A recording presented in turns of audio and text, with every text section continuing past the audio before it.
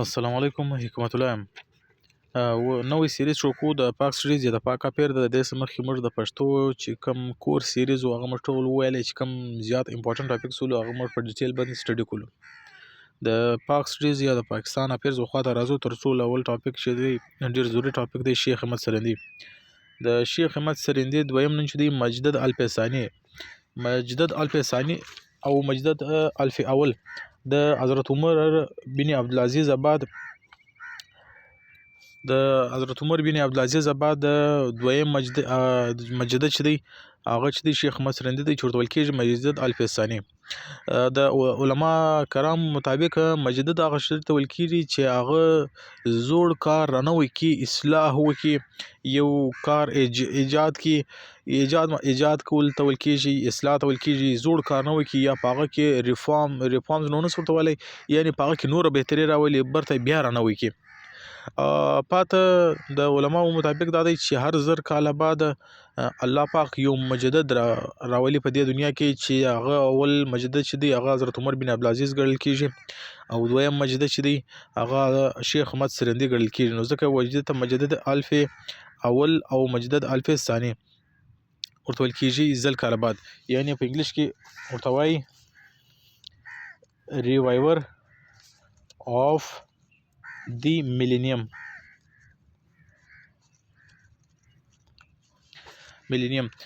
اول مجدد چې دی حضرت عمر بن عبدالعزیز او دویم مجدد چې دی یعنی مجدد الفسانی چې دی هغه شیخ احمد سرهندي ته ویل کېږي. د شیخ احمد سرهندي په 1564 کې په سرهند کې پیدا شو چې فتحګړ په انډیا پنجاب صوبه پنجاب کې یو ټاون دی، قصبه ده، په هغه کې 15 پیدا شوی دی او بیا په 1624 کې وفات شوی دی. شیخ احمد سرهندي په 1564 یعنی په 971 هجری کې شیخ احمد سرندي ته مجدد الفسانی ویل کېږي. شیخ احمد سرندي چې ولو د شیخ عبدالاحد زوی و چې دغه 4 بچیان او د 4م زوی ولو. په اول شپو کې دی ولاړی اګرا ته د تبلیغ دپاره، خو برته پلار راوغوښتي و عادت یې چې کوم تعلیم ولو بیسیک تعلیم ورکړي تبلیغ به چې کوم ټیم د پلار وفات سلو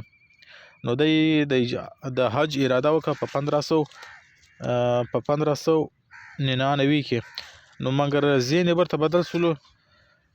دی ولاړی دلی ته چې هلته دی د حاجب عقیب الله مورید جوړ سلو. حاجب عقیب الله مورید چې جوړ سلو نو دی برته څو ټیمه دورې تیر کړي، څو ټیم بعد برته سرهند لرالی. سرهند چې دی ما ته وویل چې هغه په فتحګړ صوبه پنجاب په انډیا کې یو قصبه ده سرهند. نو دورې برته د تبلیغ چالو کړی. نو د شیخ احمد سرندي په اړه د اس ام اکرام یو کتاب دی چې مسلم رول ان انډیا اینڈ پاکستان، د په هغه کې لیکي چې وایي عجیب عقیب الله ویل شیخ احمد سرندي داسې دی خدای پاک دومره علم ورکړی دی چې وخت به راسي چې دنیا ته به ډېر زیات علم ورکړي او دنیا به ډېره زیاته بدله کړي. په دنیا کې به د تعلیم اثر رسوخ ډېر زیات سي او خلک دې په پیدې ورسیږي. خلک به وداسې لارې ته راواړوي چې په هغه ټیم کې یعنې د مغولو دور چې ولو یا د هندوانو ډومیننسي زیاته شوې ده، د مسلمانانو چې کوم سپریټ و جهادي سپریټ و یا یو بل مذهبي سپریټ و هغه ډېر کمزوري شوی. نو ځکه چې عقیب الله ویل چې داسې ټیم به راسي چې هغه خلک به برته دی بدل کړي او خپلې لارې ته به راواړوي او د په علم سره به د دنیا برته بیا یو عربیا ښایسته سي. او چې کوم ټیم د د په دور کې یا د راتلو څخه مخکې یعنی د راتلو څخه مراد دا دی چې د تبلیغ شروع کولو مخکې د په سب کانټیننټ کې د دین الهي یعنی د اکبر باچا دور و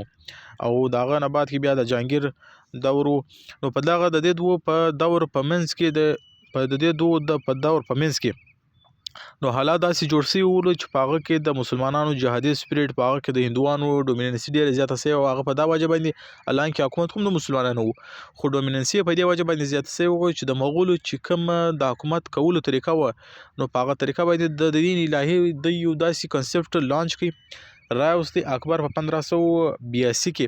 چې د دین الهي ته یو کنسپټ دا ورکړي چې بای یو الله دی. نو ټول کوم چې تفریق دی ډیویژن دی او فیشرز دی ګیف دی ګلف دی د خلکو د قومو په مابین کې د مذهبو په مابین کې یعنی هندو سو عیسائی سو مسلمان سو دغه د یووالي لپاره دغه په منځ کې د امانګي یا د هارمونی په د راوستلو لپاره نو د دین الهي کنسپټ کې چې بای یو خدای دی بس پر انسانیت او د باندې زور ورکړي یا د کم مذهبو یعنی عیسایت سو هندو سو سیکیزم سو او اسلام سو د دې په مابین کې چې کوم هغه سیمیلریټیز ولې هغه راوېستلې پر هغه باندې د خلکو د یووالي کوشش وکړي چې پر یو ځای راولي په سب کانټیننټ کې هغه سټیبلیټي راولي او مغول چې دی خپل حکومت برقرار وساتي ولې په دې کې د دې شي د خطر ولا چې کوم ټیم د مذهبي تفریق پیدا شوی وای نو د مغول امپایر و کولیپس ته ټایم زیات نه پاتې کېدی یعنی کولیپس کېدو امکانات زیاتېدل نو ځکه د یووالي لپاره د دین الهي لانچ کړه چې په هغه کې بالکل یعنی مثال دا وکړي چې خدای یو دی بیا په دې کې اوس مثال لکه په هندوزم کې چې دی غوا لالیدانګ چې دا ډېر یعنی هغه ډېر مقدس مقام لري په هندو کې نو مسلمانان چې کوم چې دی د غوا او غوښې خوري نو داغه د پاره په دې پابندي ولګول کنه نو دا رقم دین الهي چې کوم دغه بلې چې لږ چې کوم فیچرز ول هغه د اسلام سره ډېر مخالفت درلودي نو ځکه په دا وجه باندې بیا مسلمانان ولر سول د دې خلاف جهاد شروع کړي یعنی په دا ټیم کې د دین الهي سره د اسلام و سټیټ د اسلام و سټیټس ته ډېر زیات د خطرې امکانات ولو نو په دغه دور کې د مسلمانانو حالات ډېر کریټیکل ولو ډېر حساس ولو سنسټیو نو چې بیا کوم ټیم شیخ احمد سرندی رالی و سب کانټیننټ ته نو د ټول اول د واره کوم سټرګلز وکړو یعنی کریکټیو سټرګل چې کوم د شیخ احمد سرندی ده نو دا وکړو تر ټول اول دا غوړ کړی چې بای فالوینګ سنت یعنی سنت فالو کړي د سنت چې کوم دی پر سنت باندې عمل وکړي د سنت چې کوم دی یعنی ژیره پرې شول دی هر هغه کار چې نبی پاک صلی الله علیه وسلم په خپل ژوند کې کړی دی هغه ته دا پیغام ورکوي د تبلیغ ورکوي او د خلکو د برصغیر خلکو ته چې تاسو سنت فالو کړئ دوی ورکوي سمیشنګ دین الهي د دې سمخ ما درته ویل چې په شیخ احمد سرندی اینڈ سوشل کنډیشن اف سب کانټیننټ په کې ما د دین الهي ذکر بالکل وکړي نو د دې کوم سټرګل ولو په هغه کې دویمه خبره دا خبره مو غل چې سمیشنګ اف دین الهي تر ټولو زیات دا خطرناک او اسلام ته په هغه ټیم کې و سټیټس ته خطر رسونکي چولو او چیلنج چولو هغه دین الهي ولې په دې کې ما دا شی تاسو سره ډیسکس کړي چې په هغه کې هغه شان د اسلام لپاره بین کول چې هغه د هندوانو لپاره سیکریټ ولکه وا علالیدل اوس په مسلمانانو په اسلام کې چې د غوي غوښ خلک خوري په شو کې خوري خو منګر چې کوم په هندویزم کې دی دوی چې دی غوا چې دا ډیر زیات په هغه کې سټیټس لري نو ځکه د هغه د فیور د حاصل کېدو د لپاره اکبر چولو دا پر خوا باندې پابندي ولګول دا یعنی د پلالیدو باندې او دغه غوښ په خړلو باندې نو ځکه د شیخ احمد سرندی پر دې باندې ډیر زیات زور وکړي چې باید د دین الهي ختم کړي دا خو داسې شی دی چې یعنی مطلب زمونږ کوم ریلیجیس لیبرالزم دی یعنی مذهبي ازادي چې کومه ده انډیپندنس دی هغه چې د کمپرمایز کیږي اولی موږ کوم چې موږ اسلام ورته اجازه ترکي هغه پر موږ باندې دین الهي درولې او پر موږ باندې اورنګزیب عالمګي د سوري دغه اکبر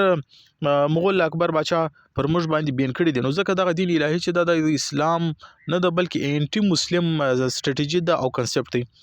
نو د دې د ختم کېدو لپاره د ډیر زیات کوشش وکړي دویمه خبره دا ورکړه دریم چې د صوفیزم اینڈ شیخ احمد سرندی دغه ورکړي او تبلیغ ورکړي چې تاسو چې کوم تصوف دی پر تصوف باندې ډیر زیات سټرس ورکړي د برصغیر مسلمانانو ته چې تاسو تصوف زده کړئ او صوفیزم په دین کې زده کړئ ولې د صوفیزم چې دی بنیاد چې دی هغه د قرآن او حدیث او د سنت شو کې نو ځکه پر صوفیزم باندې د ډیر زیات زور ورکړي او خلک ته د دې شی تبلیغ ورکړي چې تاسو د تصوف نه فائدہ واخلئ دویمه تر ټول نه زیات چې کوم ټیم د دین الهي انټي سلوګنز چالو کړو نو په هغه ټیم کې بیا داسې دی ول چې کوم امر شول کې فلیټرز ورته وایي یا چاپلوسي ورته وایي یا داسې خلک ولو چې هغه د شیخ احمد سرندی مخالفت کړی او د جهانگیر چې کوم مغول امپایرو دغه ټایم نو دغه د خوشامدي د اصل کېدو لپاره نو ولاړو جهانگیر دغه شکایت وکي یا داسې منافقتوب وکي یا شیطانت وکي چې دا اورنګزیب د شیخ احمد سرندی چې د تاسو کوم دین الهي یا تاسو د امپایر انټي سلوګن رایس کړی دی او دا خبره بار کوي چې وای د دې کوم کنسپټ دي یا خاص کر کې دین الهي چې کوم دغه انټي اسلامیک کنسپټ دی د دې خلاف تاسو आवाज پورته کوي یعنی مسلمانان انسټیګیټ کوي بړکاوي نو په دې باندې جهانگیر ولر سلو د شیخ احمد سندي و کور ته راوغوښتی نو او دا شکایت هم بل چا نه دی کړی بلکې هغه مسلمان علما وکړي د شیخ احمد سندي خلاف چې دغه د شیخ احمد سندي سره حسد درلودي نو چې کوم ټیم شیخ احمد سندي دغه جهانگیر په داسې باندې خبر سونه د شیخ احمد سندي خپل دربار ته راوغوښتی ورته ویل چې تاسو ماته سجده وکړه سجده په دې وکړه یعنی تاسو ما غلام د غلامۍ دا سوچ کړو چې ما غلام سه یعنی ماته سجده وکړه دا چې کوم ستا یو سټرګل په مخه خسته ته ودا پرېږدي نو د دې شي انکار وکي شیخ احمد سندي چې انکار یې وکړي نو بیا جهانگیر اولار سو د 2 کال په جیل کې کوي 2 کال په جیل کې کوي خو مګر د خپل سټرګل چول یا پرو اسلامیک سټرګل او هغه بیا هم کنټینیو وسه نو دغه ټیم بعد کې بیا 2 کال بعد چول بیا جهانگیر اولار سو شیخ احمد سندي ریلیز کې د جیل او ودته 100 روپۍ چې ولې هغه هم یو گیفت بولې وقف کې بولې هغه ورلور کړي نو بیا ودته چوایس ورکړي چې ته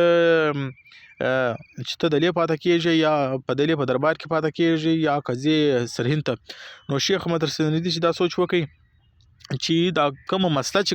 روانه د انټي سلوګنز چې کوم دي یا ډیسیشنز چې کوم دي د مسلم اسلام مخالف چې کوم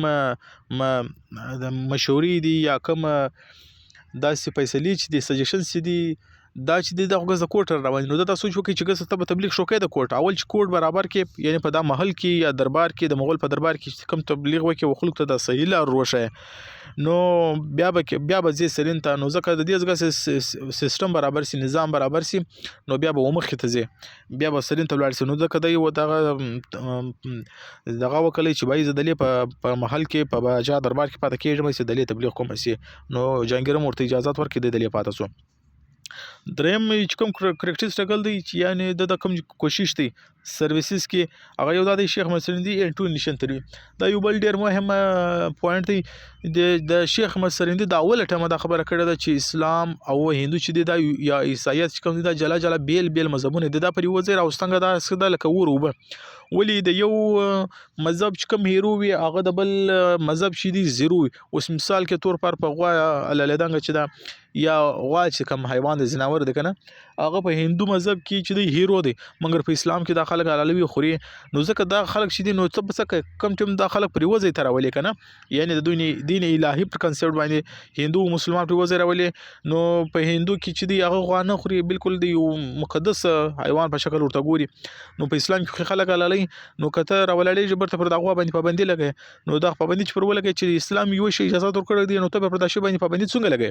کنه نو ځکه دا خبره وکړه چې باید دا ټول نشن سوري د یو جلا بیل مذهبونه دي دا پر یو ځای نه سره کړلای شیخ احمد سندي دا کنسپټ ډیر مخکې ور کړیو دا غینه بعد کې تر ټولو چې کوم ضروري کنسپټ دی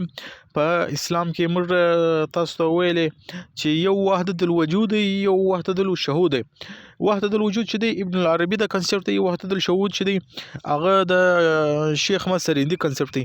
نو د وحدت الوجود د شیخ احمد سندي همیشه د وحدت الوجود کنسپټ تاسو د همیشه په دې مخالفت کړی دی اپوز کړی دی چې د وحدت الوجود کنسپټ کوم دی هغه داسې نه دی مګر چې مسلمانان ته کوم تبلیغ ورکړي هغه د وحدت الشهود شهود ورکړي نو دا غو یو مین ټرنینګ پوینټ په سب کانټیننټ کې د دې نمخ کې د وحدت الوجود ډومیننسي کومه یا یعنی د دې اثرات چول په سب کانټیننټ کې به ډیر زیاتو مګر د شیخ احمد سندي راتلو سره د وحدت الوجود کوم اویرنس هغه کې ډیر کمی رااله او شیخ احمد سندي د وحدت الشهود کنسپټ اویرنس ډیر زیات ورکلو او وحدت الوجود او وحدت الشهود څه ته وایي دغه د فارز بل یو ویډیو جوړوم سي بیا باغ وګوري نو بیا بعد کې راځو چې د انفلوئنس اف شیخ ایفورټس د شیخ احمد سندي چې کوم د کوششونه وکړل په دې کې تر بیخي ډیر زیات چینجز رالو په سب کانټیننټ کې د ډیسپلز رالو بیا دغه بعد کې د کوم اویرنس په خلک کې اگاهی رااله د ټیم سره تر ټولو زیات و ټرنینګ یا بونس پوینټ چول د ټیم سره د دین الهي ختم مسوله په هغه کې د علماو چې علماو مخته راولو او دا سی ټیم و چې هغه اخر کې و اثرات پر مسلمانانو د برصغیر پر مسلمانانو ډیر زیات اثرات پرې شول بیا تقریبا په 1624 کې په د وفات سولو پر 10 دسمبر باندې دا مکتبات او اسبات نبات د په لټرري سرویسز کې راځي. دا د کتابونو چې ډیر مشهور کتابونه د لیکلي دي. نو دا شیخ محمد سرهندي چې تاسو په دا ویډیو کې ولیکي مطالعه وکړه دا چې تاسو قبول د شیخ محمد سرهندي په حواله سره یو سوال وي تاسو په کمنټ سیکشن کې لیکئ سي کني تاسو ماته ایمیل کولای سي او شیخ محمد سرهندي وګورئ شته ځان سره نوٹ جوړ کړئ دا ډیر امپورټنت او سرکولیټینګ ټاپکس دي په ایگزامز کې. امید کوم چې تاسو پر ویډیو خوند اخیستی وي. د بل ویډیو پر اخی اجازه الله حافظ.